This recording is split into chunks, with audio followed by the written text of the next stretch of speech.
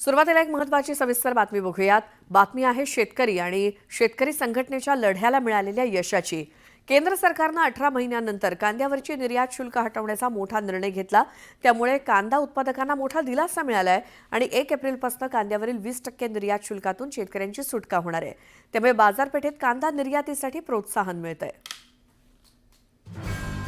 कांद्यावरील निर्यात शुल्क हटवलं, केंद्र सरकारचा मोठा निर्णय।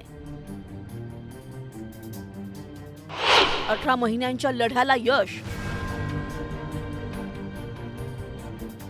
कांदा निर्यातीला मिळणार प्रोत्साहन। जगभरात सर्वात जास्त कांदा महाराष्ट्रातून निर्यात होतो। मात्र केंद्र सरकारचं निर्यात धोरण कांदा उत्पादक शेतकऱ्यांना मारक ठरलं होतं। केंद्रानं लावलेल्या निर्यात शुल्काविरोधात राज्यात वारंवार आंदोलनं झाली, पण सरकारनं लक्ष दिलं नाही। निर्यात शुल्क लावल्यामुळे कांद्याच्या दरावर परिणाम होत होता। याचा फटका शेतकऱ्यांना बसला।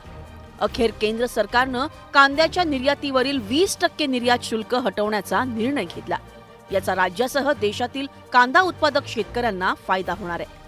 केंद्र सरकारच्या या निर्णयाचं मुख्यमंत्री देवेंद्र फडणवीस आणि राज्याचे उपमुख्यमंत्री अजित पवार यांनी स्वागत केलंय। 20% एक्सपोर्ट ड्युटी जी लावली होती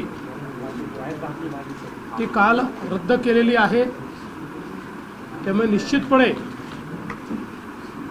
महाराष्ट्रातला कांदा उत्पादक शेतकरी आणि अर्थातच तद्वत व्यापारी आहे, या सगळ्यांना याचा मोठा फायदा होणार आहे।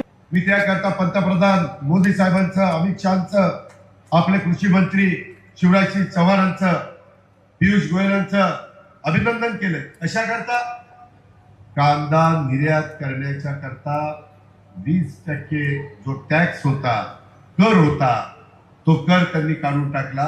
त्यामुळे कांदा उत्पादक शेतकऱ्यांचा दर वाढणार आहे, कांद्याला भाव मिळणार आहे, परदेशात कांदा जास्त पाठवता येणार आहे। नुकत्याच झालेल्या अर्थसंकल्पीय अधिवेशनातही याचे पडसाद उमटले होते। राष्ट्रवादीचे खासदार डॉक्टर अमोल कोल्हे यांनी संसदेतही कांदा प्रश्न मांडला होता।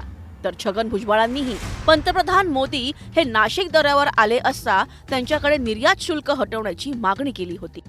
कांद्यावरचं 20% निर्यात शुल्क रद्द केल्याबद्दल मी केंद्र सरकारचं मनापासून आभार मानतो आणि हीच अपेक्षा करतो की यापुढील काळातही कांद्याच्या बाबत केंद्र सरकारचं धोरण हे कांदा उत्पादक शेतकऱ्यांच्या हिताचं राहील अशी अपेक्षा व्यक्त करतो। मला आनंद आहे की फडणवीस असतील किंवा त्यांचे सर्व सहकारी आणि अर्थातच दिल्लीतील प्रधानमंत्री मोदी साहेब, अमित शहा या सगळ्यांनी जे आहे आमची विनंती ऐकली आणि त्याप्रमाणे त्यांनी जे आहे निर्यात शुल्क वगैरे सगळं बंद केलं। निर्यात शुल्क जे कमी केलं त्याच्यामुळे आता कांद्याला चांगले भाव मिळेल। पण तशाच प्रकारचा प्रश्न आपल्या विदर्भामध्ये जो संत्रा होतो, जी मोसंबी होते, आणि संत्रा मोसंबी मोठ्या प्रमाणात बांगलादेशला जाते आणि जितक्या मोठ्या प्रमाणात आपली संत्रा मोसंबी बांगलादेशला जाईल तेवढं शेतकऱ्यांना त्याचा चांगला फायदा होतो। या कर जो बांगलादेशचा आहे तो त्यांच्याशी चर्चा करून कमी करावा, जेणेकरून संत्रा मोसंबीला सुद्धा चांगले भाव मिळू शकेल। गेल्या काही दिवसांपासून कांद्याचे भाव सातत्यानं घसरत असल्यानं शेतकऱ्यांमध्ये नाराजी व्यक्त होत होती। उन्हाळी कांदा बाजारात येणार असल्यानं येत्या काळात आणखी भाव खाली जाण्याची भीती व्यक्त होत होती।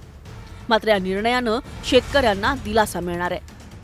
ती रद्द केल्यामुळे कांदा उत्पादक शेतकऱ्यांना 2 पैसा हातात जास्त मिळेल। कांदा उत्पादक शेतकऱ्यांसाठी हा आशादायक व दिलासा देणारा निर्णय शासनाने घेतला आहे। निर्यातीला चालना देण्यासाठी ज्या पद्धतीने 20% निर्यात शुल्क रद्द केलेले, त्याच पद्धतीने जास्तीत जास्त कांदा निर्यात होण्यासाठी त्या ठिकाणी 10% अनुदान सुद्धा देण्याची घोषणा केंद्र शासनाने करावी। आता ही सुद्धा मागणी शेतकऱ्यांच्या वतीने होऊ राहिली। त्यांनी 20% जे रद्द केलं ते कायमस्वरूपी रद्द करण्यात यावं, कारण यापुढे आता उन्हाळ कांद्याची आवक मोठ्या प्रमाणात होणार आहे आणि तो माल जेव्हा मार्केटमध्ये येईल तेव्हा ते बाजारभाव कमी होईल। जर समजा निर्यात शुल्क लावलं तर ते बाजारभाव कमी होतील। आता देशातील कांदा उत्पादक शेतकऱ्यांना निर्यात करताना कोणतेही शुल्क लागणार नाही। त्यामुळे शेतकऱ्यांना मोठा आनंद झालाय। कांद्यावर निर्यात शुल्क लावल्यानं शेतकऱ्यांचं मोठं नुकसान तर झालंच, शिवाय लोकसभा निवडणुकीत महायुतीलाही फटका बसला होता. अखेर देर आए दुरुस्त आए याप्रमाणे केंद्रानं हा निर्णय मागे घेत सगळ्यांनाच दिलासा दिलाय. Bureau report, news 18 Lokmat.